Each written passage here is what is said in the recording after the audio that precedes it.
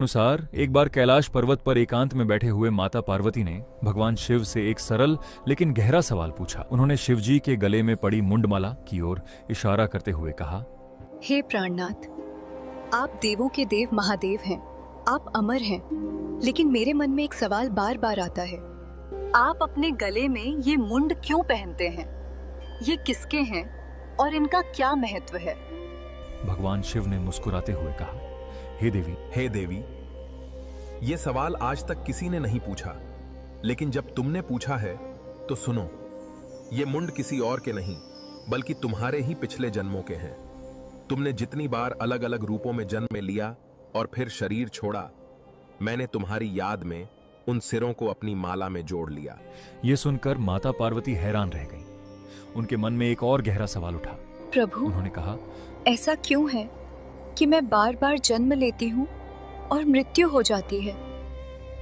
हर बार मुझे जन्म का कष्ट सहना पड़ता है और फिर मृत्यु का दुख झेलना पड़ता है, जबकि आप हमेशा से हैं और हमेशा रहेंगे।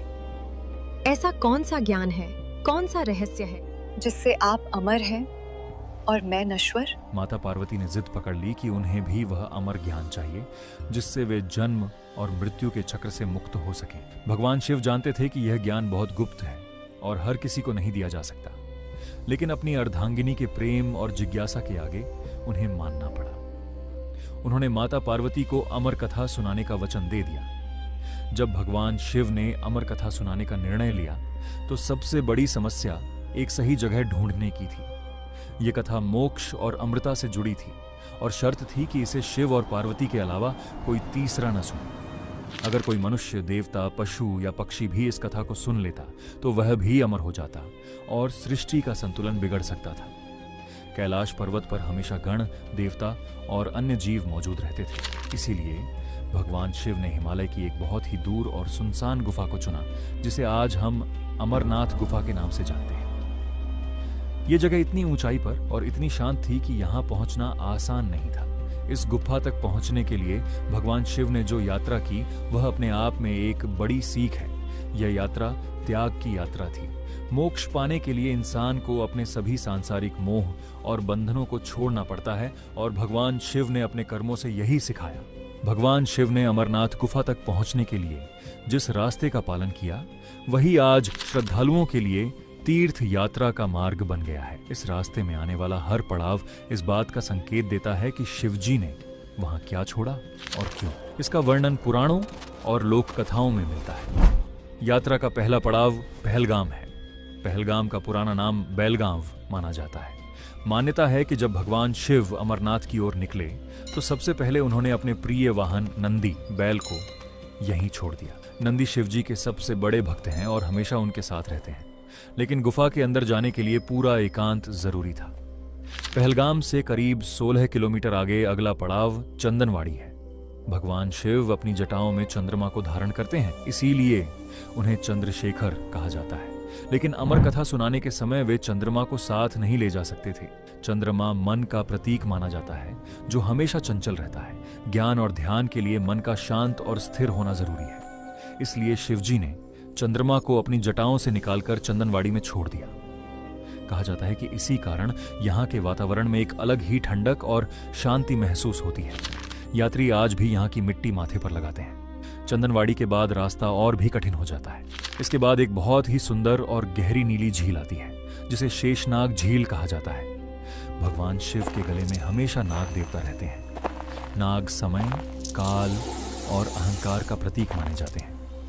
अमर होने के लिए समय की सीमा से ऊपर उठना जरूरी था, इसीलिए भगवान शिव ने अपने गले के सांपों को इस झील के पास छोड़ दिया। मान्यता है कि शेषनाग आज भी इस झील में रहते हैं और भगवान शिव के आदेश का पालन करते हुए यहाँ पहरा देते हैं। कथा में जिसे शेषनाग कहा जाता है वह वास्तव में भगवान शिव के गले के वासुकी ही माने जाते हैं। उस झील का आकार और आसपास की पहाड़ियां ऐसी दिखती हैं जैसे कोई विशाल नाग लेटे हों, इसलिए लोगों ने उसे शेषनाग से जोड़ दिया, जबकि शेषनाग तो भगवान विष्णु से जुड़े माने जाते हैं।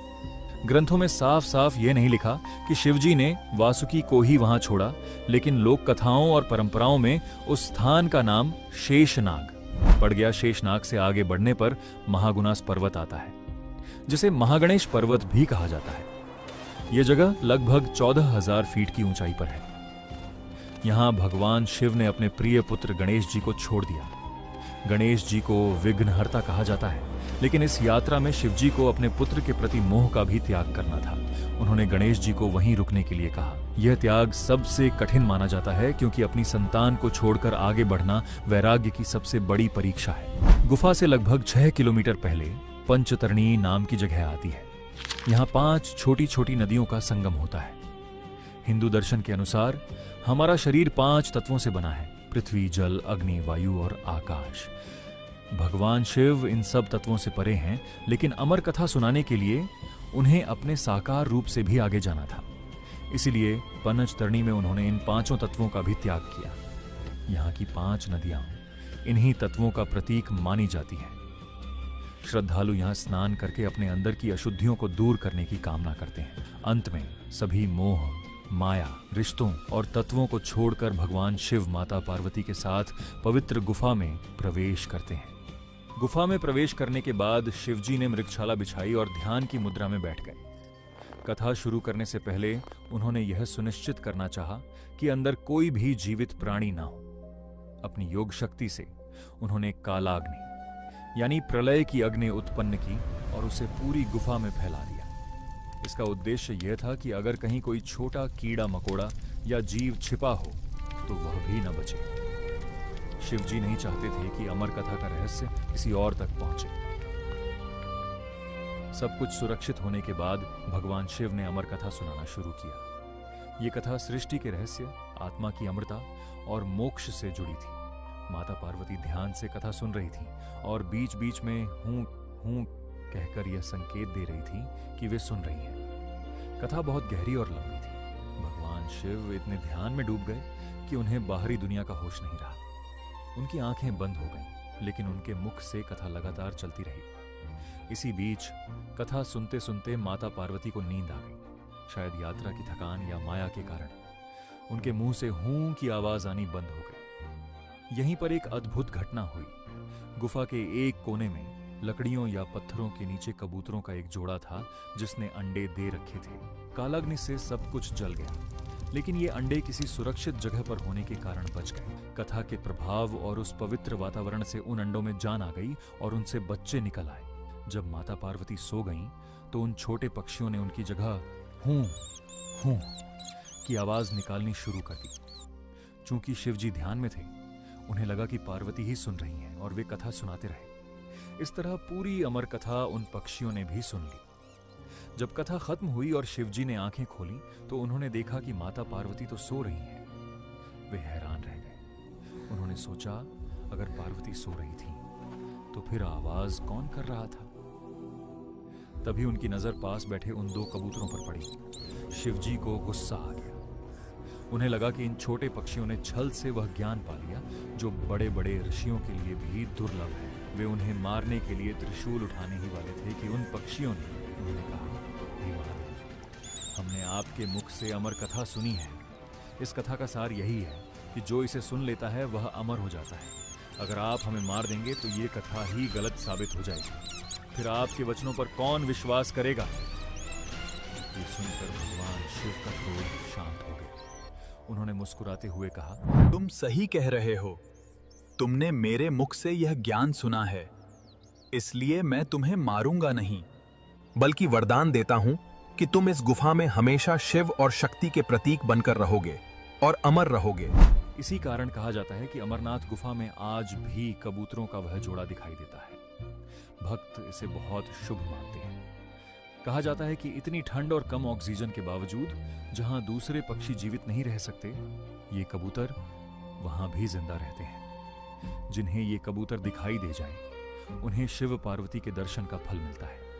अमरनाथ गुफा में बनने वाला बर्फ का शिवलिंग सिर्फ आस्था का केंद्र ही नहीं, बल्कि विज्ञान के लिए भी एक दिलचस्प विषय है। अक्सर लोग पूछते हैं कि वहां बर्फ का शिवलिंग कैसे बनता है, तो इसका जवाब धार्मिक और वैज्ञानिक दोनों तरीकों से समझा जा सकता है। सनातन धर्म में मूर्तियों के 2 प्रकार माने जाते हैं, एक जो इंसानों द्वारा बनाई जाती है और दूसरी जो अपने आप प्रकट होती हैं, जिन्हें स्वयंभू कहा जाता है। अमरनाथ का शिवलिंग भी स्वयंभू माना जाता है। मान्यता है कि जब भगवान शिव ने अमर कथा सुनाई तो उन्होंने खुद को और माता पार्वती को बर्फ के रूप में प्रकट किया ताकि वे हमेशा भक्तों को दर्शन दे सकें। अगर इसे विज्ञान की नजर से देखें तो अमरनाथ गुफा एक खास तरह की गुफा है जिसे कार्स्ट टोपोग्राफी कहा जाता है। यह गुफा मुख्य रूप से चूना पत्थर, लिमस्टोन और जिप्सम की चट्टानों से बनी है। इन चट्टानों में पानी आसानी से रिस सकता है। अब समझते हैं कि शिवलिंग बनने की प्रक्रिया कैसे होती है। गुफा के ऊपर पहाड़ पर जमी बर्फ या ग्लेशियर गर्मियों में धीरे धीरे पिघलती है। यह पिघला हुआ पानी चट्टानों की छोटी छोटी दरारों से नीचे गुफा की ओर आता है। गुफा की छत से यह पानी बूंद बूंद करके नीचे टपकता है। जब पानी की बूंद नीचे गिरती है तो ठंड के कारण तुरंत जम जाती है। फिर उसके ऊपर दूसरी बूंद गिरती है और वह भी जम जाती है। ऐसे ही धीरे धीरे हजारों लाखों बूंदें जमती जाती हैं और एक खंभे जैसा आकार बन जाता है जिसे हम शिवलिंग के रूप में देखते हैं। विज्ञान में इस तरह नीचे से ऊपर बनने वाली आकृति को स्टैलेग्माइट कहा जाता है। अमरनाथ का शिवलिंग दरअसल एक बड़ा आइस स्टैलेग्माइट है। इस तरह अमरनाथ का शिवलिंग आस्था और विज्ञान दोनों का अद्भुत मेल है जो इसे और भी खास बना देता है।